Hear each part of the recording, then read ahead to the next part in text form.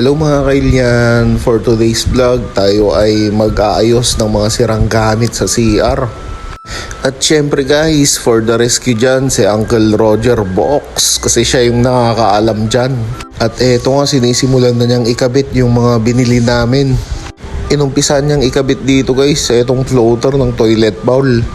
Eto guys yung nag-stop ng tubig pag nagkakarga etong tangke ng toilet bowl, para hindi continuous yung pagkarga kasi magastos yun sa kuryente. At dito nga guys, kinakabit na niya yung maliit na tubo para sa bidet at para sa tangke ng bowl. Pinalitan na rin namin yung hose ng bidet, yung kulay white na yan kasi naglilik yung dati.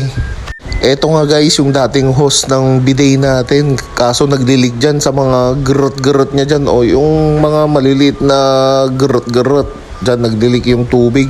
Tapos yung ulo ng dating bidet natin guys, yun din yung sinalpak dyan sa bagong hose.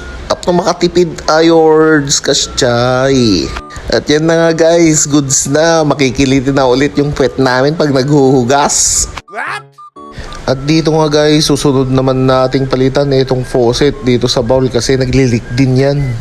Dito nga guys, nahihirapan kaming baklasin dito sa hose niya kasi naglalati na. At sa wakas nga guys, eto na yung nabaklas natin, pinalitan natin at sinasalpak na natin yung bago. At dito nga guys, sinabi ni Uncle sa akin dyan na sirigin ko kung diretso yung faucet. Tapno na quality mo't lang ahang nga banking. At eto na guys, testing na natin yung mga ginawa natin. At yan nga, goods na goods etong faucet. At dito naman tayo sa tangke ng bowl guys. O tignan nyo, naka-steady na yung tubig, hindi na continuous na nagkakarga. Quality.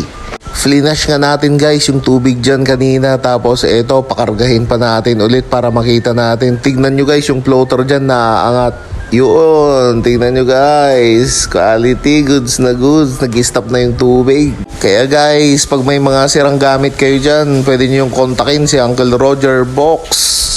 No data ulo yung tinaperdi ako haanan.